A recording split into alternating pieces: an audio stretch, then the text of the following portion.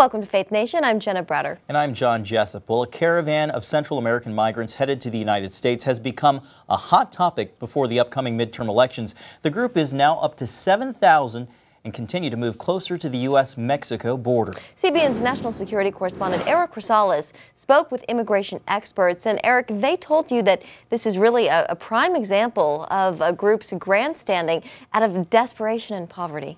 Yes, they certainly did. You know, President Trump on Monday said that the United States will begin to cut off or reduce aid to Honduras, Guatemala, and El Salvador as the citizens of those countries head for the U.S. as part of the so-called caravan of migrants. President Trump declared a national emergency, claiming that unknown Middle Easterners had joined the group.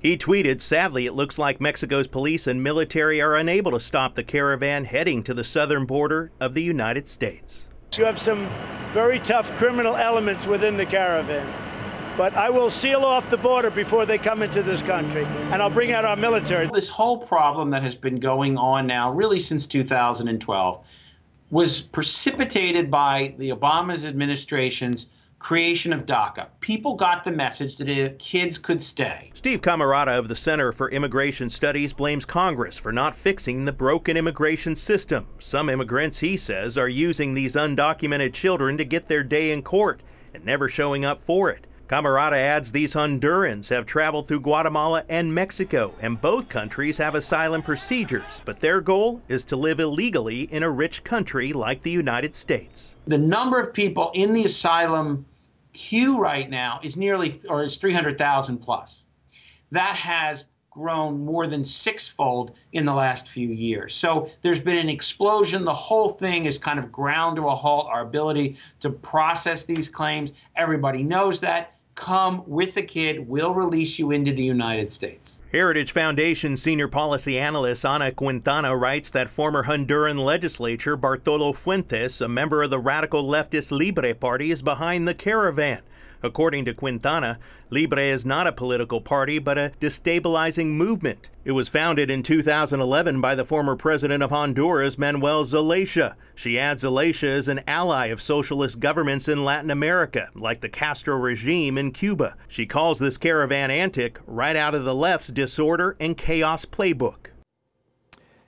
It's unclear right now if President Trump will take unilateral action to really reduce foreign aid, or if he will actually send troops down to the southern border. Pentagon sources I spoke with say right now some 2,100 National Guard soldiers are working side by side with Border Patrol along the U.S.-Mexico border, but so far the Pentagon has not received any new orders to provide more troops for border security. John? We know Congress isn't scheduled to return to Washington until after the midterm elections. That's right. But still, no doubt, these loopholes still have to be fixed. Oh, they certainly do, John. I mean, why would anyone stop coming? You know, when you look at it, the Ninth Circuit Court stated that Border Patrol agents cannot detain any more families for more than 20 days. A judge stated that you can't separate families, and that the families that are separated, they can't be deported.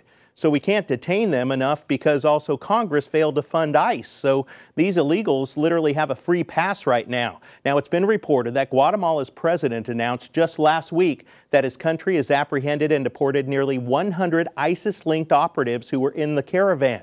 As a person who studies national security, the problem is not a lack of compassion, but rather a dangerous precedent that no country has ever allowed. You know, you'd be able to come into this country, get your day in court, and do nothing when you don't show up.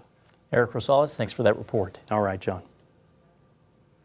And Jonathan Merritt is the author of Learning to Speak God from Scratch. He also writes about the intersection of culture and politics. And Jonathan joins us now. Jonathan, thanks for being here. Oh my gosh, it's my pleasure to be with you as always. Jonathan, what are your thoughts? What do you make of this caravan moving closer to the United States? Well, you know, if you look at the pictures, there's a lot of, I think, caricaturing that happens on both sides of the spectrum. If you look at the pictures, there are a lot of women, there are a lot of children, And that's really difficult. It's really difficult then. It puts, I think, particularly Christians of an evangelical nature in a really difficult position where here are God's children, people who are in need, people who are fleeing violence, who are trying to come to the United States for safety. We have offered people who are poor and who are in danger refuge since the inception of our country. And yet there are also reports of violence as this caravan travels. And so there are a lot of people who are a little bit, and perhaps understandably, uneasy about letting individuals into our country who may or maybe shouldn't be here. And I think you're going to find that evangelicals kind of reflect that tension across America, and they feel a little bit torn when it comes to this issue. Yeah, it's a tough issue, no doubt. You had a tweet the other day, Jonathan, that while some are politicizing and creating fear about this caravan, Christians should have a different word for caravan, and you say that's God's children. How can people of faith balance the call to, serve the least of these, but still live in a nation that does have laws and borders? Yeah.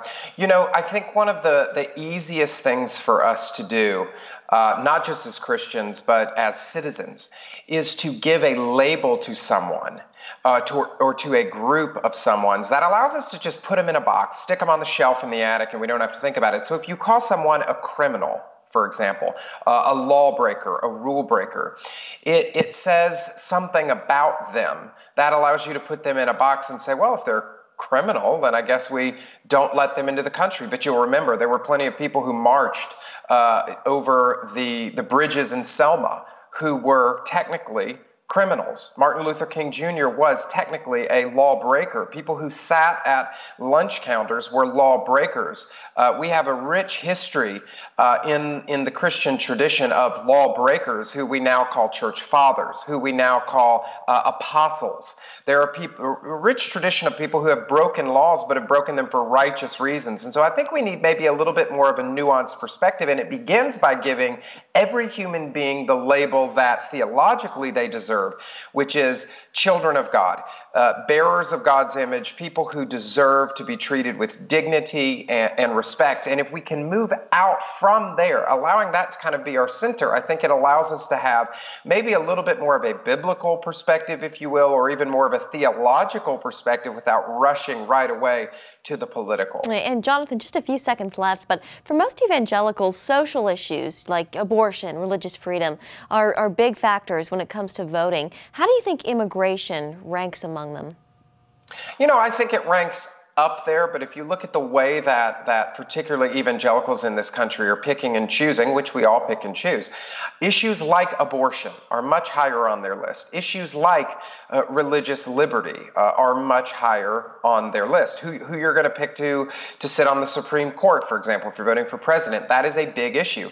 I think what we have seen over the last few years, and if you look at the data, it sort of bears this out, and if you look at the way evangelical leaders, people like Russell Moore and World Vision and World Relief have sort of engaged around these issues, the Immigration Roundtable, for example, you are finding that immigration, which was once really far down on their list, has begun to inch its way up. And the more that you see stories like this splashed across our televisions and cable news, I think you're going to find that evangelicals in America are not going to be able to turn a blind eye to it. They're going to have to begin prioritizing that higher than they have in years past. Jonathan Merritt, we always appreciate your thoughtful analysis. Thank you for joining us.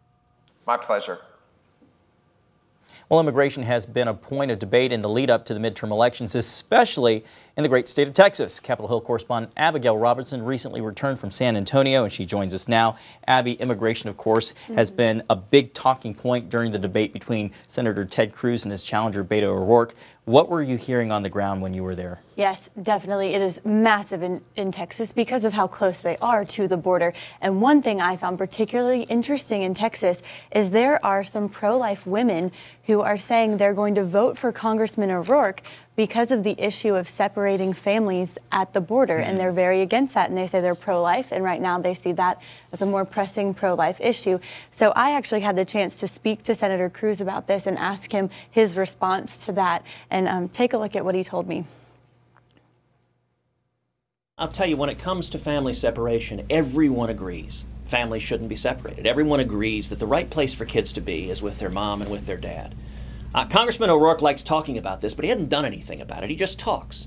I can tell you, when we saw the issue of family separation, I introduced legislation. I stepped forward and led legislation that would mandate families stay together, that we keep families together, that we keep kids with their parents. Now, Congressman O'Rourke's solution is that he wants to release everybody. He wants to release essentially every illegal alien, and that makes sense because he supports open borders. So as you can see, he denies being supportive of separating the families, but the question is, can he get that message out to the people who think that he is for this?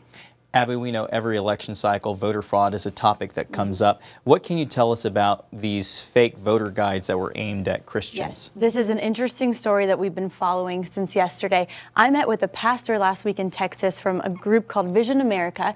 They work with churches all over the country to try and get voter guides and just into churches and encourage Christians to vote. They don't say vote for a specific candidate. They just encourage Christians to be a part of the process and to vote. And so they have made voter guides with issues that they feel like the Christian community cares about: the right to life, the Supreme Court, the religious liberty issues, and they just print these voter guides and show where candidates stand on the issues. So they made these for the Texas Senate race. That's where they're based. And yesterday, Gateway Church, a mega church, printed 20,000 Texas voter guides. And somebody who clearly knew they were printing these off and had seen the Vision America voter guides copied them, kept the Vision America logo, but changed the text inside and made just, frankly, a false voter guide.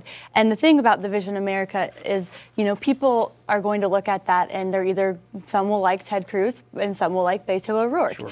But with this fake voter guide, just what I know about the candidates' platforms, it's just not accurate. And we're seeing this issue again of family separation, where on the fake one that they're handing out at churches, they don't even know how many went out. They know of 3 churches that got them, but it's again that family separation, saying that Senator Ted Cruz is supportive of family separation. So they're spreading false information, and that's just not these candidates' platforms. And yeah, he's very concerned about it. So you have to read those voter guides closely. Yes. Abigail Robertson, thank you so much for joining us. Thank you. Well, with just 15 days to go, early voting is underway in most states. 38 states and the District of Columbia allow some form of early voting. Today, in-person voting began in Washington, D.C., Florida, and Texas. And David Brody, our chief political analyst, joins us now for more. David, a lot of people that will be watching these rallies tonight with Senator Ted Cruz. How much do you think this helps a candidate like him? Well, with President Trump with there. President Trump there, yeah, quite a bit. I mean, I think President Trump has shown that when he shows up, people listen and people watch for sure. And the question is, do they vote? And we'll find out in just a couple of weeks. So yeah, it helps. I mean, we've heard talk about 100,000 plus RSVPs to this event, and the arena only holds 18,000. So there is a huge demand, and I guess no more Lying Ted from 2016. It's now Texas Ted, apparently. That's what he calls him today. Beto O'Rourke was calling him Lying Ted. Oh, great. Yeah, Taking I don't know if Ted's ever going to live that down. From Trump's playbook. Yeah. Yeah, so David, there's been a lot of talk that these midterm elections may surpass and be a record-setting midterms. How do you think they'll stack up compared to past midterm election cycles? I think they're going to smash all records. Already, we're seeing 4.3 million people have already voted already. Wow. I can tell you that in Nevada, someone correct me. Nevada. Thank you. I knew you would correct me, John. In Nevada, that indeed, even though registered Republicans in certain counties, there are more registered Republicans than Democrats, it's Democrats that are actually turning out more than Republicans, at least in early voting so far. So now there's this new theme out there. Is there really going to be a blue wave? Maybe there will be a blue wave. So we don't. The bottom line is it is going to smash all records. There's no doubt about it. Yeah, David, of course, the Brett bounce, that was big. Donald Trump being out on the campaign trail himself, bringing a lot of attention to this. We were talking about the caravan. How much do you think that will factor in to the midterm elections this time? Well, I think there's no doubt. Two things. First of all, it's going to factor in, I think, if not heavily, it will definitely be a factor. Donald Trump knows that politically. The White House knows that politically. But beyond that, Donald Trump really believes, you know, what in the world's a caravan coming to the United States for and doing all of this? So, I mean, I think it's authentic, but it's also political. I don't think there's any question about that. But it is interesting to see that riles up the base, which makes me think about the anger quotient to all of this, because there's that anger now with the Brett bounce and the caravan and all of that anger. And before there was, when I say before Kavanaugh, there was just that anti-venom Trump anger on the left. But now you have kind of anger on both sides, and that's what's going to make this midterm election very interesting. Who gets out the most? Who's angriest the most? Which is really sad, actually. Yeah. One of the again, the immigration, a huge issue for this midterm. Jonathan Merritt, who we had on earlier, he was kind of more along the social justice in that base of evangelicals. David, I know the law and order side will say, well, yeah, there are women and children on the front lines of this caravan, but it's more complex than that. What do you say to that? Yeah, it is more complex. I mean, you do see women and children, and the natural tendency is to say the poor women and children here. However, we really don't know who these folks are. And when I say these folks, they could have been corralled into a situation that, in terms of a possible gang coming over. We don't know what's happening exactly. And remember, we do know that women and children in this have been used by certain cartels and other people to get across the border. So, if you have women and children, they're typically, they treat you a bit differently. At least that's been the past administration, and to a degree, the Trump administration, too. And so you have to kind of take it with a grain of salt. Women and children, yes. And are there families coming across the border that want a better life? 100%. I don't think anybody questions that. But I think to just blanketly say there are women and children on the caravan, and then all of a sudden make this idea that, or have this idea that, they're all innocent. Look, it's much more complicated than that. David, we only have about 40 seconds left. Yeah. Yesterday, you made the Sunday talk show rounds. You were on Meet the Press. Katie Tur was one of the panelists, NBC's Katie Tur, who mentioned that even though the generic ballot shows Democrats still in favor, the gap has closed. And she said she really feels like we're revisiting 2016. What's your sense there? It does feel like 2016 on the campaign trail, just because Donald Trump is holding rallies, sometimes multiple rallies, every single day. Having said that, it's not fully like 2016 because Donald Trump isn't on the ballot, and so that obviously makes a huge difference, even though he says he's on the ballot. But let's be honest, and Jenna, because you and I have been on the campaign trail, he says I'm on the ballot. He doesn't believe that. He knows. He said it today. He said the 2016 election was bigger than this one. This one's exactly big, right. but 2016 was bigger. That's right. And you also know that right after these midterm elections, he's going to say, look, that was nice, the midterms, but now the big one's coming up, 2020. This is coming. Yeah. He's going to say it, so I think that's what we're going to say. All right, David Brody, great to have you. Thanks, guys. Well, coming up, the latest on the death of journalist Jamal Khashoggi.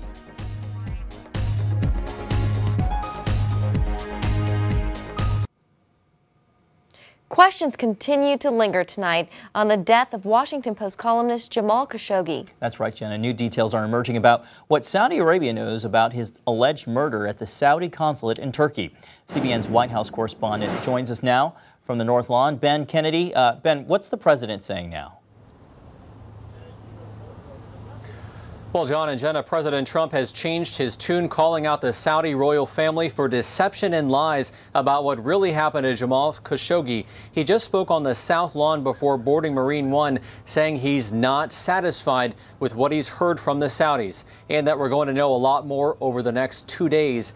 Yes, the Saudis did admit the columnist died at the hands of Saudi operatives, but how it happened is still unclear. Saudi officials now say that Khashoggi got into a fist fight with Saudi operatives and later died in a chokehold as he tried to leave the embassy. Lawmakers aren't buying it and question this new version of the events. Senator Ben Sasse says the cover stories from the Saudis is a mess. You don't bring a bone saw to an accidental fist fight. Pro-government media in Turkey report that a Saudi hit squad traveled to the consulate to kill Khashoggi, then left hours later in private jets. Saudi Arabia adds that 18 Saudis were arrested and that several top intel officials were also fired. Saudi Arabia changed their story yet again. Is there any credibility to what they're saying? It's difficult to say. What makes the Saudis look particularly bad in light of this new explanation they released over the weekend is that they took over 2 weeks to come up with it. So for 2 weeks, the Saudis have maintained Khashoggi left the consulate, he came in, got his papers, went back, we've not seen anything of him.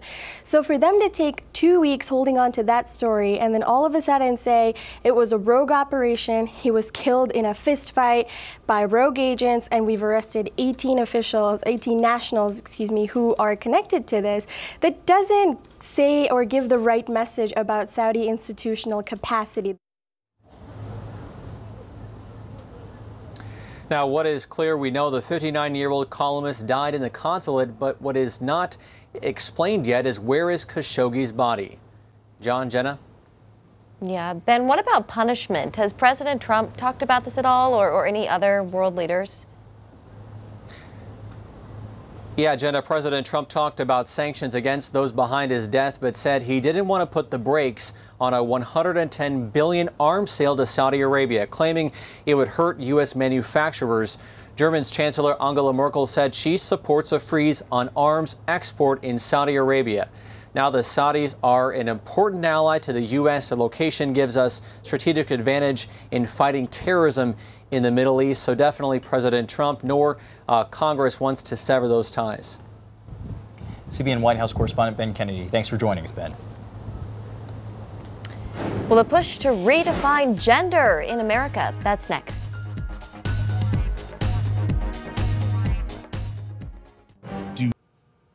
Welcome back. The Trump administration is attempting to do away with the official term transgender. They want gender to be defined as a biological condition determined at birth as either male or female. According to the New York Times, the Department of Health and Human Services is leading an effort to establish a legal definition of sex under Title IX. Under the proposed change, a person's gender couldn't be altered once it is defined by the sex they were born with. New York City recently became the first city in the U.S. to let people bypass gender on their birth certificates. Beginning January 1st, those born in the city will be allowed to label themselves with just an X. That's right. And Charlene Aaron reports on this new nationwide genderless push. Now comes a shocking trend: parents raising so-called babies instead of babies. Babies are supposedly genderless kids who are addressed as they or them, rather than he or she, giving them the option to choose their own gender. Elizabeth Johnston, also known as the activist mommy, describes this push as the latest effort by LGBT activists to normalize gender confusion. There's been an agenda underfoot for years to erase gender distinctions, to confuse the clear distinction that our Creator has given us between man and woman. Johnston says the LGBT community actively targets children through various projects. And now we have this indoctrination and confusion taking place in our school systems with transgender puppets and drag queen story hours in public libraries. It's not just happening in America. North of the border, a transgender curriculum called SOGI is taught in Canadian schools. It stands for sexual orientation and gender identification. And one group has created a transgender puppet named Julia to teach school-aged children about transgenderism and gender fluidity. Author and speaker Laura Lynn Tyler Thompson is an outspoken critic. They put it in underground without parental knowledge. They say that they consulted parents, but they consulted the LGBTQ community and some selected parents that they knew might be on their side. More than 300 Christian pastors in Canada say no to SOGI. They recently came out against it by signing the West Coast Christian Accord, which in 14 articles provides a biblical statement on the supremacy of Christ, the authority of Scripture, salvation, marriage, sexual orientation, and gender identity. We will not remain silent as children are brainwashed to reject heterosexuality and embrace gender fluidity, homosexuality, bisexuality, and other forms of sexual behaviors.